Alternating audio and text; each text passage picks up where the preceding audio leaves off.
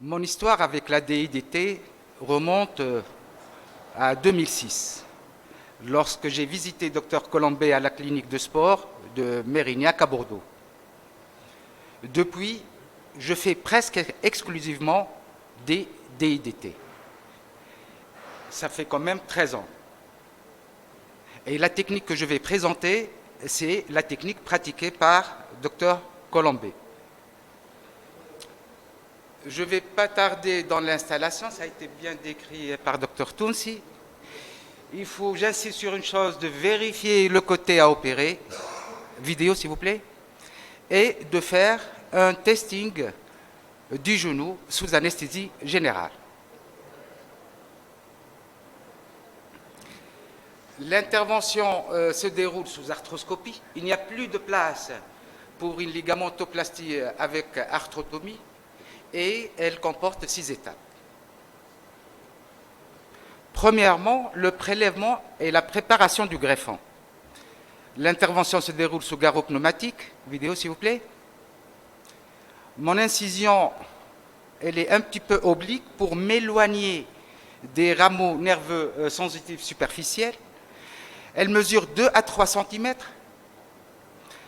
Après, je décolle en sous-cutané pour dégager le plan aponévrotique du couturier. Comme vous le savez, le couturier se termine par une expansion aponévrotique triangulaire qui couvre le droit interne et le demi-tendineux. Je fais une petite incision horizontale sur le bord supérieur du droit interne.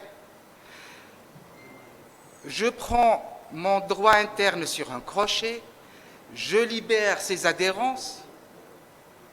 Je fais la même manœuvre avec le demi-tendineux. Il faut savoir une chose, que le demi-tendineux présente des adhérences qui sont plus épaisses et plus résistantes que celles du droit interne. Donc les deux tendons sont crochetés. Le demi-tendineux, il est plus gros, il est plus long, il mesure à peu près 28 cm et c'est lui qui sert pour une éventuelle greffe courte. Le gracilis, par contre, il servira pour un éventuel retour externe.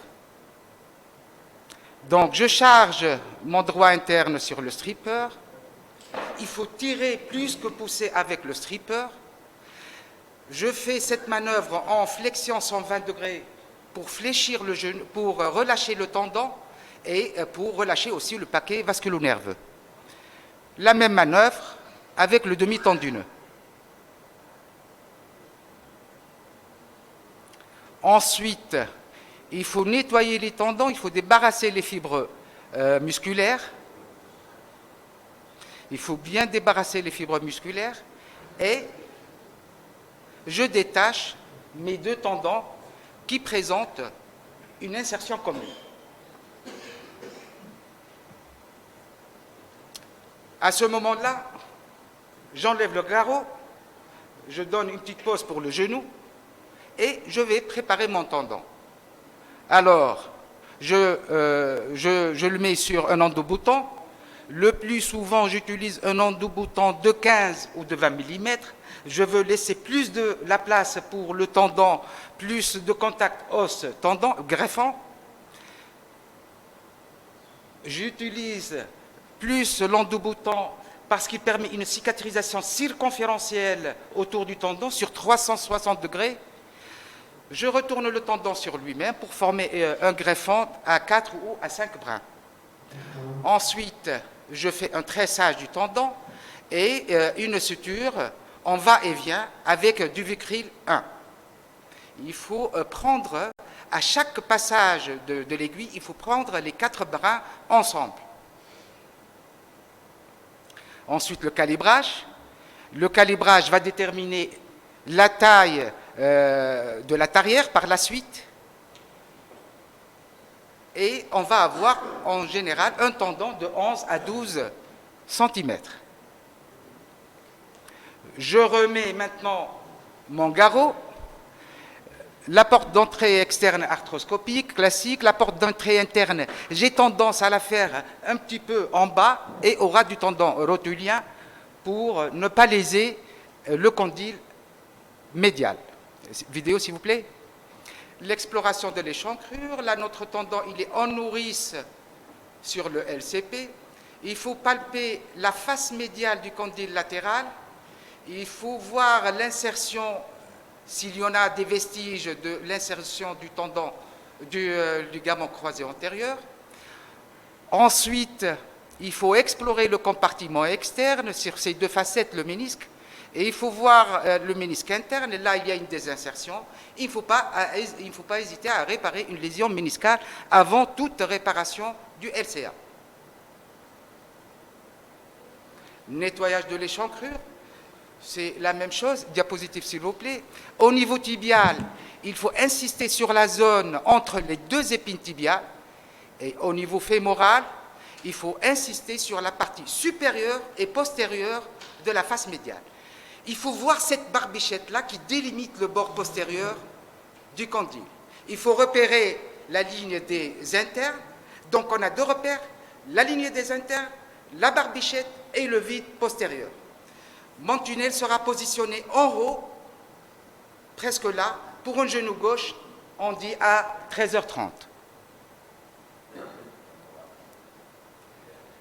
On passe à la préparation du tunnel fémoral. Vidéo, s'il vous plaît. Donc, je positionne mon viseur sur la corticale postérieure. L'offset utilisé du viseur, il est égal au diamètre du greffon sur 2 plus 1 à 2 mm. C'est quoi les 1, 2 mm? C'est le bord postérieur du tunnel.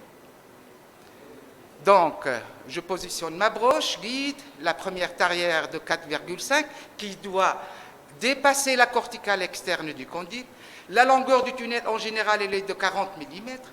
Et puis, la deuxième tarière qui a le même diamètre que le greffon.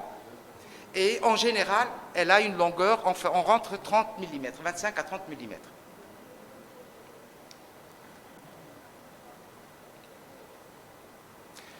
Ensuite, je nettoie mon orifice interne du condyle et je vais insister là sur un point. J'attends la vidéo qu'elle défile. J'insiste sur le bord postérieur du tunnel. Il ne doit pas dépasser les 2 mm. S'il les dépasse, c'est que votre tunnel est antérieur. Ensuite, c'est la préparation du tunnel tibial. Je place mon viseur, vidéo s'il vous plaît, à 5 mm à peu près du pied du LCP. La broche doit sortir sur le marqueur, au niveau du marqueur laser. Je protège ma broche par une cuirette pour ne pas abîmer avec la tarière le condyle interne. J'utilise une tarière, bien sûr, de la même taille que le diamètre du greffon. Voilà dépassé. On nettoie les débris osseux, on aspire pour faciliter le passage du transplant.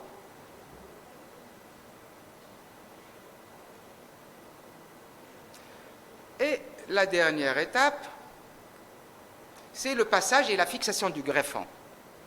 Je fléchis le genou à 120 degrés, je fais introduire ma broche, s'il vous plaît, vidéo, ma broche guide, broche achat, vidéo, s'il vous plaît.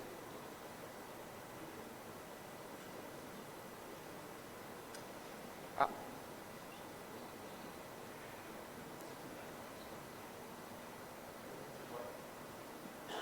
Donc, le fil tracteur, je récupère le fil tracteur au niveau du tunnel tibial.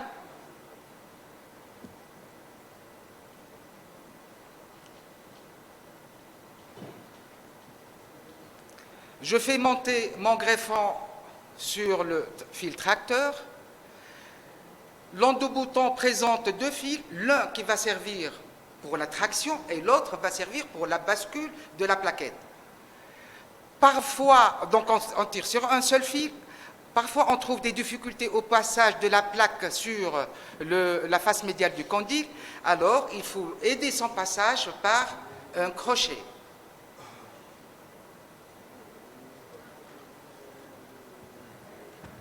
Allez.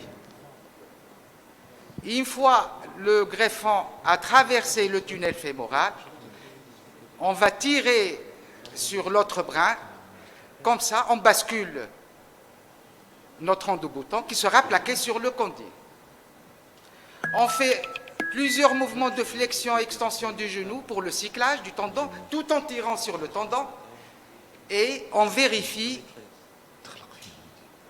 la présence de conflit avec l'échancrure. Ensuite, après le cyclage, je fais passer ma broche guide, je vais passer à la fixation tibiale.